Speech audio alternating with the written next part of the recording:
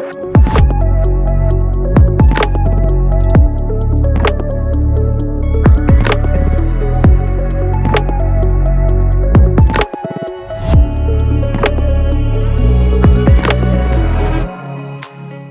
and thank you for joining us to this short introductory video on the Honda GB350S. Now before we go into this wonderful machine, there's a couple of things I'd like to share with you.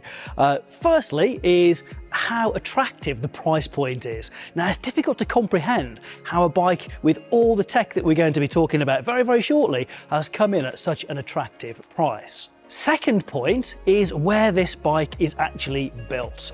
Now this comes out of the same factory in Japan where Goldwing, Fireblade, Africa Twin, our most premium bikes actually are built. So not only is it a great price, it's built in Japan. Now of course, I'm going to start with the front of the bike. And I see here that we've got a 19-inch wheel right up front, and that is going to give great sort of ease of riding use there. So it's going to give you a nice bit of confidence in the front of the bike. And now nestling inside that 19-inch wheel is a 310mm front disc. This bike has dual channel ABS, so obviously front and rear discs are talking to each other, again giving you that confidence that you've got sure-footed grip and also braking, front and rear. Now the wheel is attached to these 41mm forks up front, and they're right way up forks with these gear gaiters. Now they do offer some protection for what would have been the exposed area there, but I think you'll agree it looks lovely on this type of retro modern machine. Just up from there, we have a traditionally round headlight. However, the elements inside are bang up to date. They're LED, so making sure you've got great visibility and that you're seen, making sure that you're as safe as possible. And on that point, the indicators when you're riding, they actually become position markers. So they will be illuminated in orange when you're riding along, just again to make sure that you're highly visible. Then when we move from the headlight to the meter, just on top of it. Again, we've kept that circular design in there, and we've brought two different levels of technology together in one unit. So what we have is our speedo is analog, so it gives that nice sweeping speed with an orange needle on there, very, very retro. But nestled into the corner, just in that bottom right-hand corner, you've got digital display as well. So you've got all that key information on the right-hand side of the meter as well. When we get to the handlebars, you've got a really nice riding position laid out for you. I would really urge you to get a test ride on one of these so you can try that out for yourself. Now, the switchgear is typically Honda. It's easy to use, easy to operate, and exactly where you want it to be, nice and close at hand. The mirrors giving really good visibility, and they have that chrome detailing on there as well, just to give it that sort of retro modern look running through the machine itself. Now, should you want to, you can turn off Honda selectable torque control. That's our version of traction control, and that's selectable through the switchgear here as well. You get a little indication that you've turned it off just in the meter up front for you. From the side, the first thing you're probably going to notice is this fuel tank. So some lovely curves on here, and importantly, the capacity is 15 litres, making sure there's no unnecessary stops for fuel.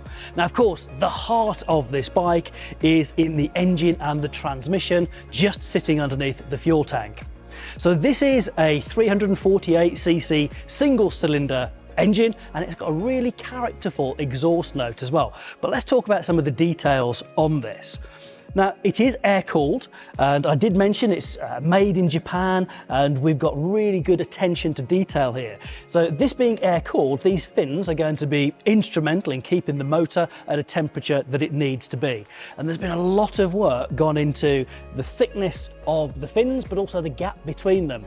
And what our design team have done is achieved a 10% reduction in overall heat of the motor, making it more efficient. Also, from an efficiency point of view, we've got an offset cylinder. Now you might be thinking, it's a single. How can it be an offset cylinder?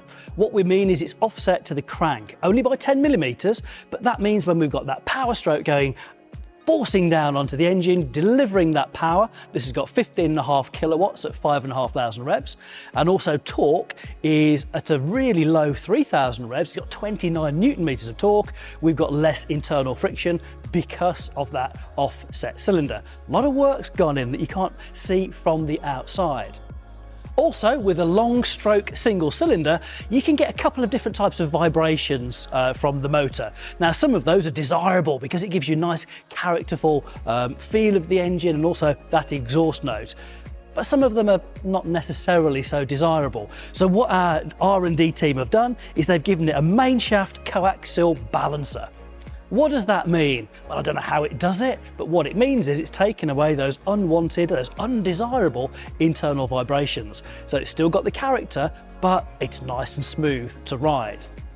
Now, when you match that up to the 5-speed transmission, which is quite wide ratio, you can use that torque that peaks at 3,000, or you can chase the revs a little more if you want to, but 5th gear has been set up to give you a really usable gear, so you don't have to be switching up and down the gears.